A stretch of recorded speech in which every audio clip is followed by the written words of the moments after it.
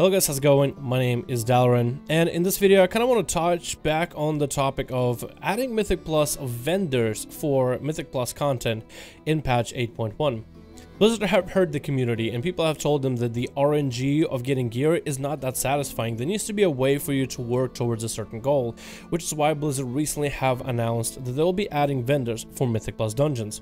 Hopefully these vendors won't just be only limited to Mythic Pluses, but hopefully they'll add some kind of PvP vendors. I like the idea of being able to work towards a certain goal, and it does kind of seem that RNG is the only way to get gear currently. And I think it's a good idea, it's a good step in the right direction. Hopefully they do it right. But when I discussed the matter with my twin, who used to play World of Warcraft and actually came back for BFA, played it a little bit but doesn't currently play it now, he actually allowed me, and through our conversation, helped me see a different angle in this whole Mythic Plus thing that I've kind of just glazed over and I didn't really touch on as heavily. So for these Mythic Plus vendors, it'll be, I don't know what they will look like, but we have kind of a similar idea. On PTR, this guy has always been here for us to test different pieces. You can just go up to him and get any piece of gear you want, and not just our Azerite pieces, but also normal pieces of normal gear. So these Azerite vendors will be for Azerite pieces of gear from Mythic Plus dungeons. So how is this gonna work? Your Mythic Plus as a chest is not gonna spawn you Azerite gear anymore. Instead, it'll give you a currency which eventually you can collect, and you'll be able to trade that currency to buy a specific Azerite piece of gear. The higher the item level, the higher the cost will be. But there's actually two things to consider here when talking about Azerite gear and how you get it from these vendors. Blizzard have talked about this, and again, I glazed over, but I didn't think much about it until I actually had a face-to-face conversation with my twin about it for a bit, and it just doesn't seem to make sense. The RNG part of the gear doesn't seem to make sense, even how you earn it once Blizzard have added this currency. It's very similar to what we had back in Legion. If you guys remember, I think it was whatever patch that was, what that brought us Tomb of Sargeras content and the Broken Isles, where we could go and farm nether shards. Then we'll go up to vendors, to nether shard vendors, and we'll be able to buy ourselves a chest piece token, or a head piece token, or a shoulder piece token, and it will give us a randomized piece of gear from that token slot. That piece of gear could have sockets, it could Warforge, it could Titan Forge, anything could happen, but at the time it didn't feel that bad. But here we're talking about Azerite gear. We'll still have a way for us to randomize what Azerite piece we'll have. So this is how Blizzard said it will work. You could either get one of those head piece, shoulder piece, or chest piece tokens that will give you a random Azerite piece of gear, all the different item level intervals like 355, 370, 385. You know, the higher the item level, the more the cost will be. Or you can buy a 385 specific Azerite piece of gear like you can with this vendor for a premium of whatever that currency will be. Blizzard still hasn't announced that currency, but if you played back in Cataclysm, it'd be similar to like the Valor. Do we not even have it on here? No, this character didn't play back then, but if anybody remembers, Valor was one of the currency that you could have for PvE, similar to how PvPers had Honor and Conquest as a currency for PvP gear. So with Valor, you could eventually, from doing your dungeons and raids, even if you didn't get anything amazing, you could eventually just buy a piece of PvE gear for your character, be it maybe bracers, pants, trinket, nothing crazy, but generally you could at least help yourself gear yourself out even a little bit. So they basically have, if you want a randomized piece of gear for less currency, you get to play the slot machine. At least you can choose if you want a headpiece, but you'll get a randomized headpiece, shoulder piece, but again, randomized, or chest piece. So at least you can specify which slot you want to replace and which one you want to upgrade. But why is that a thing? Why are we still doing... I mean, what people wanted out of Mythic Pluses and with this currency system is to take out a lot of the RNG. Why is that still a thing? Me and my twin have talked a bit about it, and yeah, it's almost like having a t-shirt store. At least I'm going to use his exact example, and it makes sense in my head, but you guys will tell me. It's like having a t-shirt store, like the Provision of Frey. Imagine that's a t-shirt vendor. You can go to the back of the store and pick out which t-shirt you want, or you can go to the vendor up front and play the slot machine. Why are you going to have a t-shirt store, and then in front of the store you're going to have a slot machine?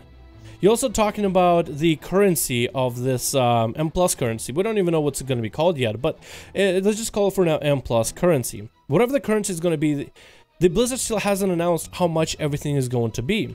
So what are the chances that the RNG currency that you might get from the slot machine might be so much less value than an actual like t-shirt in the back of the store. Let's say the t-shirt in the back with maximum item level, the one you want is, let's say, 10,000 points, right? But in front of the store, there might be a slot machine that sells 385, whatever the slot, let's say you want a chess piece, right? You want a chess piece from the back, from the actual vendor, but the slot machine could have the 385 chess valued at 5,000 currency. So you could go to the back of the store, spend the 10,000 to buy it once, or you could have this gambling niche. If you're someone who has a gambling addiction or a gambling problem, they would look at this and be like, but I could get 2 for the value of 1. So it basically puts people in a situation where they might just take the slot machine because it might be less value. And if you actually have a problem with gambling, like you won't be able to really do much about it if you have a serious problem with gambling. And what if you do spend that 5,000 currency and it spits you out garbage, whatever chess piece you wanted with like terrible traits? Then you're back kind of on the treadmill. Why do we have the slot machine kind of in front of the store to begin with? Why is that an option? I know that maybe somebody might not care about what piece of gear they want. Let's say they have a 370 headpiece, 370 chest piece, 340 shoulders. They're like, you know what? I don't really care what kind of shoulder piece I get. I'll just do the slot machine. I'll just do a random roll, whatever we'll get. I have enough currency, I can make it happen. But why is that an option? You know, I mean, isn't the whole point just to take out at least even a little bit of that RNG chance with the whole system? Isn't that the purpose of the system? Why isn't there maybe like 3 separate vendors? One for 385 pieces of gear, so you can choose what you want. One for 370 and one for 380. Instead of having that RNG system to it. You know what I mean? Because it's on one hand is, let's say you work for 10,000 worth of points. One person goes and works for 10,000 worth of this Mythic Plus currency, goes to this back of the store, gets the t-shirt they want, gets the chest piece, shoulder, whatever headpiece they want. And what if some guy didn't work nearly as hard, he just gets 5,000 and goes to the slot machine, rolls it, and he gets exactly the same chest piece, shoulder piece just because he got lucky? I feel like we need to eliminate that aspect of, hey, one person got this because he worked for it, and the other person got it because he got lucky. Let's take out the luck component out of it.